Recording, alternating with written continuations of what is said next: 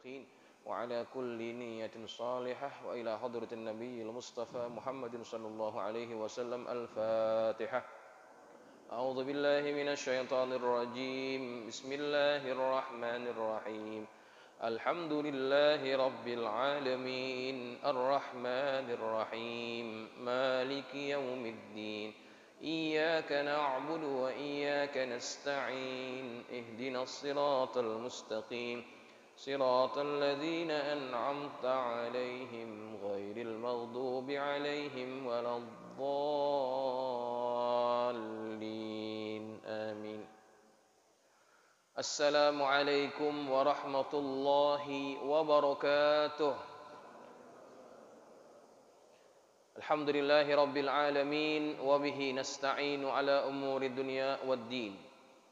Wassalatu wassalamu ala asyrafil mursalin sayyidina wa maulana Muhammadin wa ala alihi wa ashabihi ajma'in. Subhanaka la ilma lana illa ma 'allamtana innaka antal alimul hakim. Rabbi shrah li sadri wa yassir li amri wahlul 'uqdatam min lisani yafqahu qawli. Amma ba'du, fa inna asdaqal hadithi kitabullahi ta'ala wa khairal hadi hadi Muhammadin sallallahu alaihi wasallam wa syarral umuri muhdatsatuha wa kullu muhdatsatin bid'ah wa kullu bid'atin dhalalah wa kullu dhalalatin finnar. Hadirin hadirat jamaah sekalian yang dirahmati Allah, alhamdulillah kita bersyukur kepada Allah Subhanahu wa taala atas limpahan nikmat dan karunia yang masih Allah kurniakan kepada kita. Dan kita bersyukur kepada Allah bahwa Allah memberikan kepada kita nikmat taufiknya sehingga kita dapat hadir beribadah di rumahnya. Dan kita lanjutkan iktikaf kita di masjid ini dengan sama-sama kita mempelajari ayat-ayat Al-Quran daripada kitab tafsir Marah Labid atau tafsir Al-Munir, yang kita berharap mudah-mudahan hadirnya kita ke tempat ini menjadi asbab Allah turunkan rahmatnya kepada kita. Allah jadikan ilmu yang kita pelajari ilmu yang bermanfaat. Al-Quran yang senantiasa kita baca, kita pelajari menjadi pemberi syafaat kepada kita. Dan kita keluar daripada majlis ini dalam keadaan Allah mengampunkan dosa-dosa kita. Amin, Allahumma amin. Jamaah sekalian yang dirahmati Allah, kita akan meneruskan ta'lim kitab tafsir Marah Labid. Malam ini kita akan masuk ayat yang ke-138. InsyaAllah kita akan sama baca ayat tersebut. Mungkin kita akan baca 2 ayat karena ayatnya cukup pendek. Semoga menambahkan lagi rahmat yang Allah turunkan ke majelis kita. Fadhal.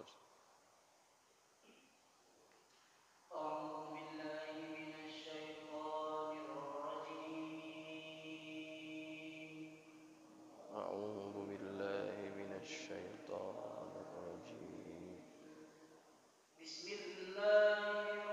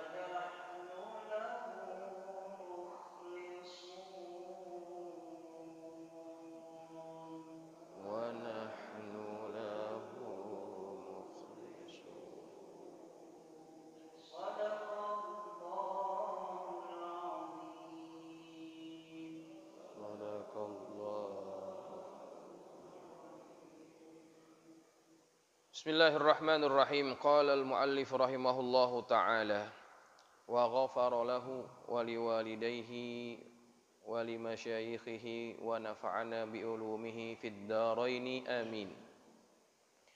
Sibghatullah, sibghah Allah. Sibghah artinya celupan, ya. Celupan. Nah, kalau kita lihat ayat ini, barisnya adalah mansub, baris atas, baris fathah. Agak janggal sebagai permulaan ayat, itu barisnya adalah baris fathah. Biasanya kalau permulaan ayat sebagai mubtada, itu barisnya adalah rafa, dhammah. Tapi ini tidak, barisnya adalah fathah, ya. Berarti ada makna lain yang dibuang, ya. Nah, makanya Asy-Syaikh Nawawi menafsirkan ayat ini, utlubu sibghatallah, carilah celupan Allah, ya. Utlubu sibghatallah, carilah sibghatallah, celupan Allah. Wa hiya dinul Islam, yaitu adalah agama Islam. Abbara biha 'anid dini likaunihi tathiran lil mu'minin min awdaril kufri. Digambarkan dengan perkataan tersebut, dengan perkataan sibghah, yakni menjelaskan tentang agama, karena keadaan agama itu sebagai pensuci, pembersih bagi kaum mukminin dari kotoran-kotoran kekufuran, wahiliyatan, dan sebagai perhiasan, tuzayyinuhum biatharihim aljamilah, yang mengindahkan mereka, mempercantik mereka dengan asar-asar mereka yang cantik, wa mutadakhilan fi qulubihim, dan meresap masuk ke dalam hati mereka. Kama anna sya'na sibghi bin nisbati ila thawbi, sebagaimana celupan terhadap pakaian, ya. Maka tujuan dicelup pakaian itu ke dalam celupan adalah untuk menjadikan pakaian itu menjadi lebih indah, ya. Dicelup.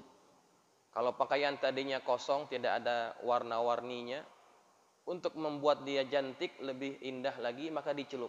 Maka fungsi itu juga ada pada agama.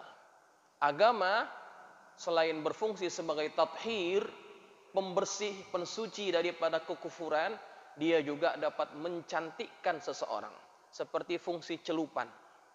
Begitu.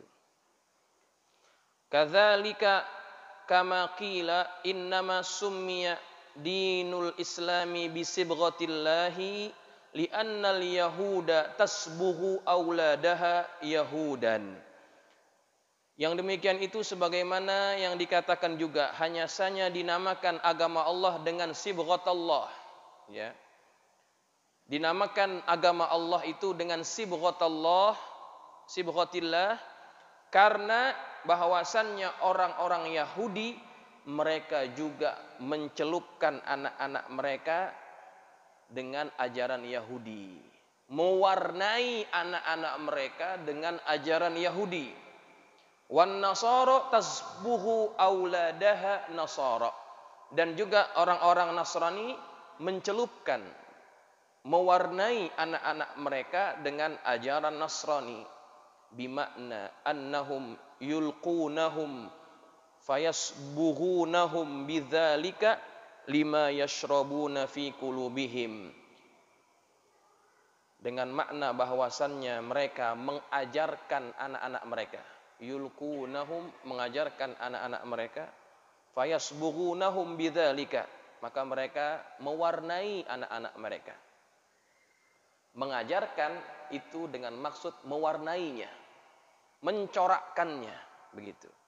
Lima yashrabuna fi qulubihim, terhadap apa yang mereka resapi ke dalam hati mereka. Faqala ta'ala, maka Allah bersabda, Allah berfirman, sibghatallah ay ittabi'u dinallah, Allah berfirman sibghatallah, maknanya adalah ikutilah agama Allah. Kalau yang tertulis dalam terjemahan-terjemahan yang bapak-bapak pegang, itu diterjemahkan dengan pegang, iya kan? Pegang, carilah agama Allah. Nah, waman ahsanu minallahi sibghah. Siapa yang lebih baik sibghahnya daripada Allah? Ai la sibghata ahsanu min sibghatihi ta'ala. Bahwasannya tidak ada sibghah yang lebih baik daripada sibghah Allah Ta'ala. Li'annahu ta'ala yasbughu ibadahu bil iman. Karena bahwasannya Allah Ta'ala mencelupkan hambanya, mewarnai hambanya dengan keimanan. Wa yutahhiruhum bihi min awsakhil kufri. Dan Allah mensucikan mereka daripada kotoran-kotoran kekufuran. Wa nahnu lahu, dan kami kepadanya, ailillahi alladhi a'tana tilkan ni'mata al-jalilata, yakni kami kepada Allah yang telah memberikan kami nikmat yang besar itu, nikmat sibghah itu, abidun syukran laha walisairi ni'amihi. Kami kepada Allah senantiasa menyembahnya, syukran sebagai bentuk syukur, laha terhadap nikmat iman itu, nikmat sibghah itu, walisairi ni'amihi, dan terhadap sekalian nikmat-nikmat Allah. Baik, jamaah sekalian yang dirahmati Allah, ayat yang ke-138 adalah suruhan kepada orang-orang Yahudi dan juga kepada kita pada khususnya, agar senantiasa kita berpegang kepada agama Allah. Tujuan ayat ini memang diturunkan kepada orang-orang Yahudi dan orang-orang Nasrani, karena mereka tidak berpegang dengan ajaran agama Allah. Allah menyuruh dengan ayat ini sibghatallah, utlubu sibghatallah, carilah sibghah Allah, celupan Allah. Waman ahsanu minallahi sibghah, siapa yang lebih baik sibghahnya daripada Allah Subhanahu wa taala. Allah sengaja menggunakan perkataan sibghah supaya lebih faham kita, ya, bahwa sesuatu yang diwarnai, sesuatu yang diindahkan dengan corak-corak itu, maka dia akan terlihat lebih indah. Maka siapa yang paling indah coraknya, yang paling indah warnanya, yang paling indah celupannya, melainkan hanya celupan daripada Allah Subhanahu wa taala. Karena ketika orang dicelup dengan celupan Allah, yakni dengan iman, dengan agama Islam, maka orang tersebut dibersihkan daripada kekufuran-kekufuran, dan juga Allah akan menghiasinya dengan akhlak-akhlak yang terkandung dalam ajaran Islam. Ya. Maka nikmat yang besar ini kita sudah miliki. Nikmat sibghatallah kita sudah miliki. Alhamdulillah. Nah, di akhir ayat itu ada perkataan yang berbunyi wa nahnu, dan kami lahu kepada Allah abidun, menyembahnya, senantiasa menyembah Allah. Ini sebagai bentuk pernyataan bahwa kalau kita sudah mendapatkan nikmat sibghatallah, maka buktikan dan jaga nikmat itu dengan mentaati Allah, beribadah kepada Allah. Sebagai bentuk apa? Syukran laha, sebagai bentuk rasa syukur kita terhadap nikmat sibghah itu. Jadi nikmat ini perlu dibuktikan rasa syukurnya dengan cara kita beribadah kepada Allah. Maka dari itu orang akan dianggap bersyukur kepada Allah jika orang itu menggunakan nikmat yang Allah berikan kepadanya untuk taat kepada Allah. Karena tujuan kita diberikan nikmat adalah agar kita dapat beribadah kepada Allah. Ingat bahwa Allah menugaskan kita sebagai khalifah di muka bumi ini dan juga kepada makhluk yang selain kita, yakni bangsa jin, adalah semata-mata untuk beribadah, tidak ada yang lain. Wa ma khalaqtul jinna wal insa illa liya'budun. Kami tidak ciptakan jin dan manusia melainkan untuk beribadah kepada Allah. Jadi tugas kita di dunia ini hanya satu, yaitu beribadah kepada Allah. Maka untuk merealisasikan tugas itu, Allah Subhanahu wa taala menyiapkan kita dengan berbagai macam nikmat-nikmatnya. Nikmat iman itu yang paling besar. Ketika orang ada nikmat iman, dia tahu bagaimana caranya bernyembah kepada Allah. Nikmat segala-galanya, tujuan diberikan nikmat itu adalah sebagai bukti, sebagai satu pemberian daripada Allah bahwa kita dituntut untuk beribadah kepadanya. Maka orang dianggap bersyukur kalau digunakan nikmat itu untuk menepati apa yang dimaksudkan oleh yang memberikan nikmat. Ya. Maka dari itu ada ayat yang berbunyi la in syakartum la azidannakum. Jika kalian bersyukur la azidannakum. Itu adalah mutakkid itu. Pasti kami akan menambahkan kepada kalian. Adalah mutakkid, ada nun taukid juga situ. Pasti ketika kita bersyukur kepada Allah, pasti Allah akan tambahkan nikmatnya kepada kita. Nikmat yang lainnya. Maka kalau kita gunakan nikmat itu untuk taat, itu adalah tanda kita bersyukur kepada Allah. Tidak cukup orang dianggap bersyukur kalau hanya berkata alhamdulillah, tidak cukup. Harus dibuktikan dengan perbuatan. Ya. Jadi kalau kita gambarkan bagaimana mungkin kalau orang bersyukur ditambahkan nikmatnya. Saya rasanya pernah memberikan contoh ya. Mudah-mudahan jamaah pada lupa. Kalau lupa, jadi nggak basi apa yang saya ceritakan ini. Jadi bagaimana korelasinya kalau kita bersyukur, Allah akan tambahkan nikmat. Analoginya begini Pak. Kalau misalkan kita diberikan hadiah oleh seseorang. Katakan seseorang itu memberikan kepada kita hadiah berupa tas. Ya. Contoh, ada jamaah di Masjid Al-Mubarakah, kalau lihat saya ngajar, saya pegang kitab tanpa ada tas. Kemudian jamaah tersebut teringin memberikan saya tas agar dapat digunakan untuk bawa kitab. Ya. Maka diberikanlah kepada saya tas yang cukup bagus, cukup mahal, diberikan. Ustaz, ini tas silakan digunakan untuk bawa kitab kemana-mana Ustaz ngajar, pakailah. Kemudian saya terima tas itu.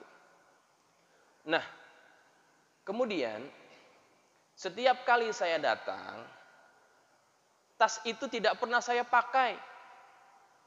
Padahal yang kasih tas itu memberikan tas itu kepada saya agar tas itu dipakai untuk ngajar. Tapi setiap saban kali ngajar, saya nggak pernah pakai tasnya. Lah kebetulan satu hari dia lihat saya, orang itu yang memberikan tas itu lihat saya bawa tas yang dia kasih, tapi bukan untuk bawa kitab. Tapi yang saya bawa dalam tas itu apa? Sampah, kotoran. Saya gunakan tas itu. Yang ngasih ini ngelihat, ini kok Ustadz tega-tegaan banget. Tas ini saya kasih buat bawa kitab. Kok malah digunakan untuk bawa sampahan? Kira-kira bagaimana perasaan yang memberikan? Pasti dia sakit hati. Makanya pada ayat yang tadi saya baca, wala in kafartum inna azabi lasyadid. Kalau kita kufur kepada Allah, tidak gunakan nikmat itu sebagaimana mestinya, Allah akan mengancam kita dengan azabnya. Tapi kalau kita syukur, kita akan ditambahkan nikmat itu daripada Allah Subhanahu wa taala. Nah, kembali kepada kisah tadi, kalau itu yang terjadi, kira-kira orang yang ngasih tas itu mau lagi nggak ngasih hadiah kepada saya? Nggak mungkin dia mau ngasih lagi. Kenapa? Karena pemberian yang pertama itu tidak dimanfaatkan dengan betul. Tapi seandainya tas itu saya pakai untuk ngajar. Kemana-mana saya ngajar, saya pakai tas itu. Yang lihat senengnya bukan main. Masya Allah, Ustadz betul-betul manfaatkan apa yang saya kasih. Kira-kira besok-besok dikasih lagi nggak tuh? Dikasih lagi nggak tuh? Dikasih. Kalau sekarang tas, besok mungkin kasih mobil barangkali. Gitu. Kenapa? Karena tujuan sesuatu yang diberikan itu betul-betul dimanfaatkan sebagaimana niat yang memberikan.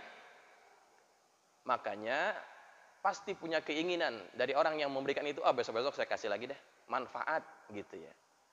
Maka begitu juga dengan Allah. Ketika Allah lihat hambanya menggunakan nikmat-nikmat yang Allah berikan kepadanya untuk taat kepada Allah, Allah suka, Allah sayang. Allah akan tambahkan nikmat yang lain kepada kita. Itu maksud la in syakartum la azidannakum.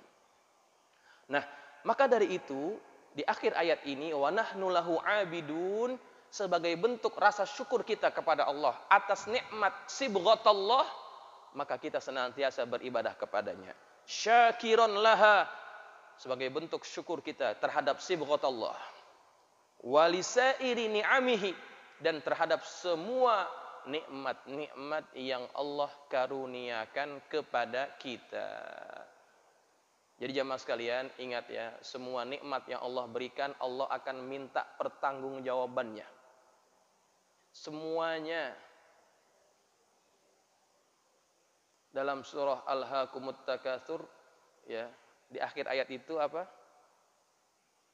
Summa latus'alunna yauma idzin 'anin na'im.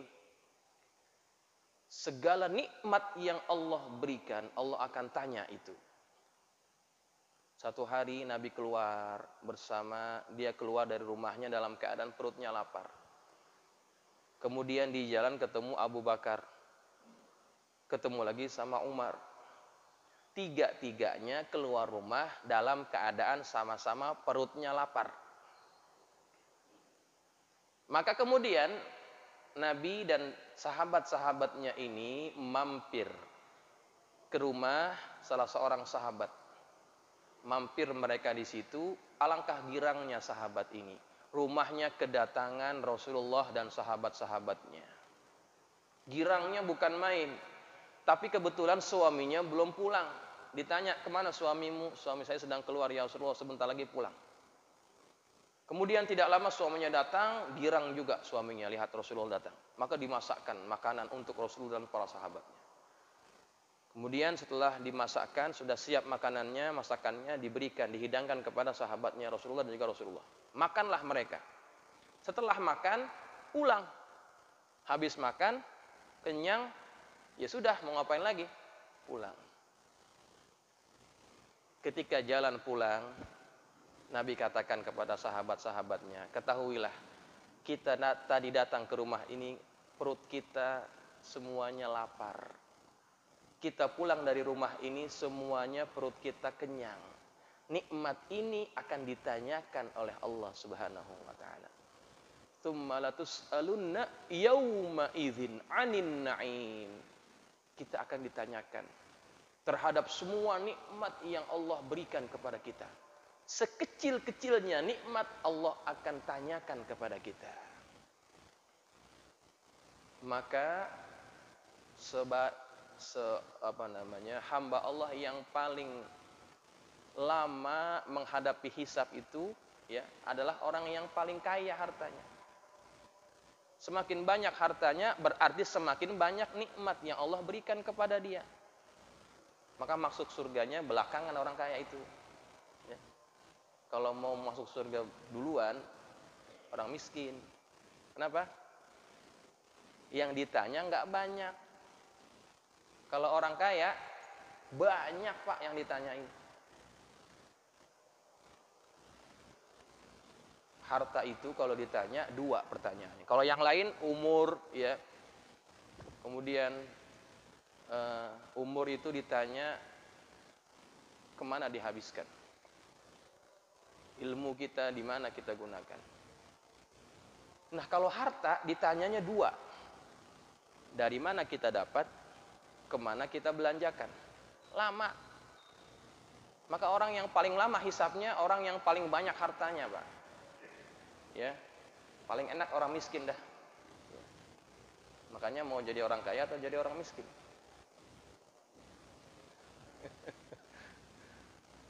Ya, kalau ditanya pertanyaan itu mau jadi orang kaya atau jadi orang miskin, susah kita jawabnya. Ya.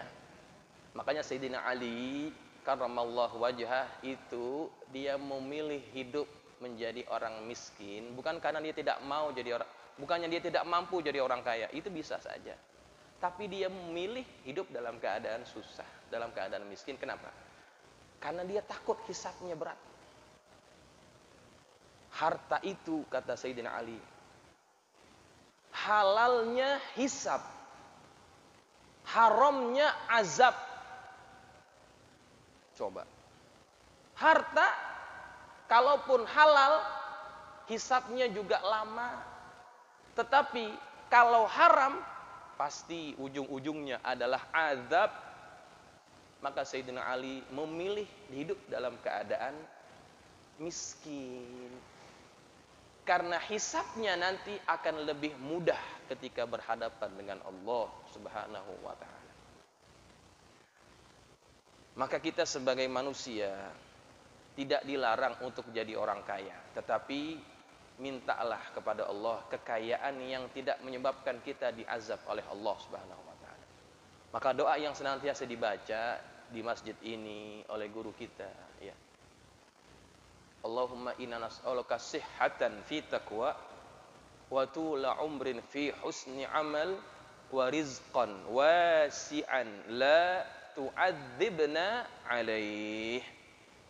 Ini doa diijazahkan oleh Al-Habib Ali bin Husain Al-Attas, Habib Ali Bungur. Allahumma inna nas'aluka sihhatan fi taqwa. Ya Allah, kurniakanlah kami kesehatan. Kurniakanlah kami kesehatan dan juga umur panjang. Fi husni amal, dalam amal yang baik. Wa rizqan wasi'an, dan karuniakanlah kami rizki yang luas. La tu'adzibna alaih, yang tidak menyebabkan kita diazab oleh Allah dengan sebab nikmat harta itu. Begitu, ya. Maka kalau siapa yang sudah Allah titipkan harta kepada mereka, gunakan nikmat itu untuk kita semakin taat kepada Allah. Kalau yang tidak Allah berikan harta, maka janganlah bersedih, karena itu juga bagian daripada karunia daripada Allah. Baik jamaah sekalian yang dirahmati Allah. Selanjutnya kita baca ayat yang ke-139. Qul atuhajjunana fillah.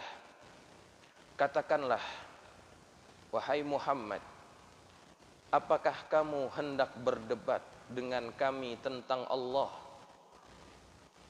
Ai fi sya'nillah, yakni tentang Allah.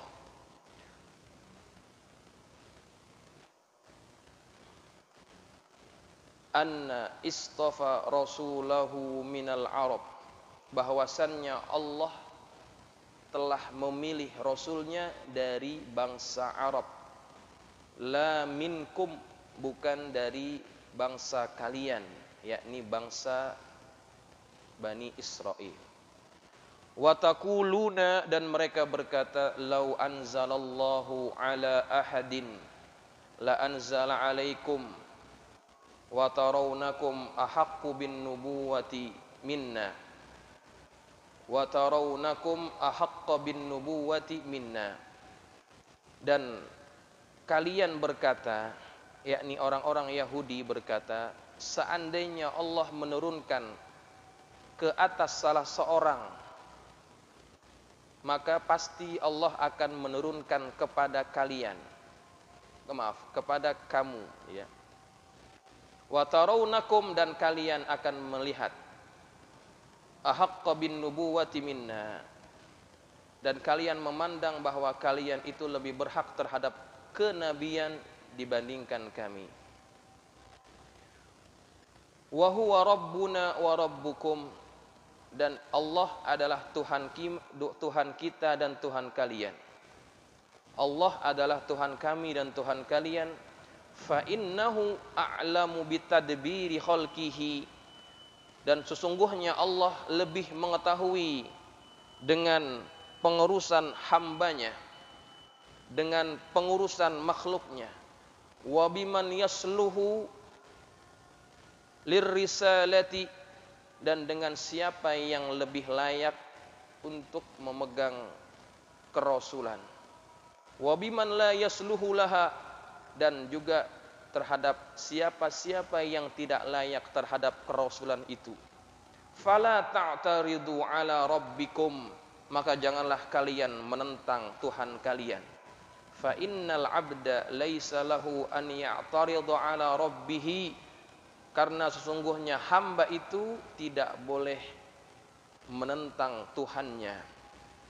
Bal yajibu alaihi tafwidul amri bil kulliyati lahu, bahkan hamba Allah itu wajib menyerahkan segala urusannya kepada Allah. Walana a'maluna walakum a'malukum, dan bagi kami amalan kami dan bagi kamu amalan kamu.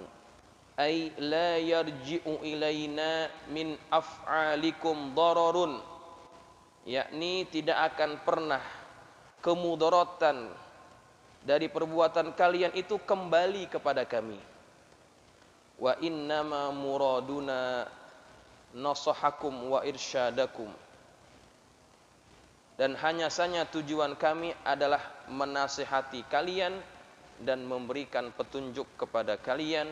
Wa nahnu lahu mukhlisun, dan kami dengan tulus mengabdikan diri kepada Allah. Fil ubudiyati, dalam peribadatan. Walastum kadzalika, dan kalian bukanlah orang yang bagian, dan kalian bukanlah orang yang sedemikian itu, yakni orang-orang yang memurnikan peribadatan kepada Allah. Fanahnu, dan kami aula bil istifa, lebih layak terhadap pilihan itu. Kita lebih layak dipilih oleh Allah Subhanahu wa ta'ala. Baik, jamaah sekalian yang dirahmati Allah, ayat yang ke-139 ini adalah penegas lagi bahwa orang-orang Yahudi ataupun orang-orang Nasrani tidak layak menentang apa yang Allah sudah tentukan. Siapa-siapa yang Allah tentukan menjadi Rasul, itu adalah hak prerogatif dari Allah. Maka jangan menentang kepada Tuhan. Ayat ini memberikan pernyataan seperti itu. Kalau kita sebagai hamba, jangan menentang keputusan Allah. Kalau kita menentang kepada Allah, berarti kita bukan hambanya, ya. Karena hamba itu tidak ada pilihan melainkan hanya mentaati tuannya. Tuan kita siapa? Allah Subhanahu wa ta'ala. Apapun yang Allah sudah tentukan kepada kita, tugas kita hanya tafwidun, menyerahkannya kepada Allah. Apa saja itu. Walaupun bukan dalam perkara ketuhanan. Contoh ya. Dalam perkara kehidupan ini, kadang-kadang kita diuji oleh Allah dengan berbagai macam ujian. Kita sebagai hamba Allah juga harus meyakini bahwa apa yang Allah sudah berikan kepada kita itu merupakan bagian daripada takdir kita. Hamba tidak boleh menolaknya. Tugas kita hanya menerima ketentuan itu dengan hati yang ridha. Jangan seperti sikapnya orang-orang Yahudi. Ketika Allah tentukan Nabi akhir zaman berasal daripada bangsa Arab, mereka tidak terima. Menentang kepada Allah. Padahal Allah Tuhannya. Kalau kita tanya orang Yahudi siapa Tuhan mereka, mereka akan katakan Tuhannya sama dengan kita, Allah. Tapi perbuatan mereka berbeda dengan kita. Maka pelajaran daripada ayat ini, kita sebagai hamba Allah selayaknya senantiasa memurnikan peribadatan hanya kepada Allah, dan jangan kita menentang apapun yang Allah tentukan kepada kita. Karena itulah hakikat seorang hamba. Baik jemaah sekalian, kita akan sambung pada ayat yang berikutnya insyaallah minggu yang akan datang. Semoga Allah kurniakan kita kesehatan, keafiatan, hadir lagi pada minggu yang akan datang. Wallahu a'lam bissawab wa ilaihil marji'u wal ma'ab. Al-Fatihah. A'udzubillahi minasyaitonir rajim.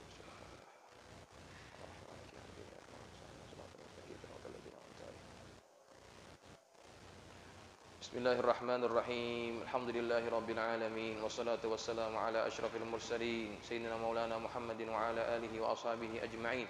Allahumma anfa'na bima 'allamtana wa 'allimna ma yanfa'una. Allahumma zidna wa la tanqusna wa akrimna wa la tuhinna wa atina wa la tahrimna wa athirna wa la tu'thir 'alaina wa ardina warda 'anna. Allahumma inna nas'aluka bihaqqi Fatimata wa abiha wa ba'liha wa baniha iftah 'alaina wa 'ala auladina wa talamidina futuhal 'arifin. فقهنا وإياكم في الدين وارزقنا كمال الإخلاص واليقين. اللهم ارزقنا فهم النبيين وحفظ المرسلين وإلهام الملائكة المقربين برحمتك يا أرحم الراحمين. اللهم اجعلنا من الذين يستمعون القول فيتبعون أحسنه. صلى الله على سيدنا محمد وعلى آله وصحبه وسلم والحمد لله رب العالمين. السلام عليكم ورحمة الله وبركاته.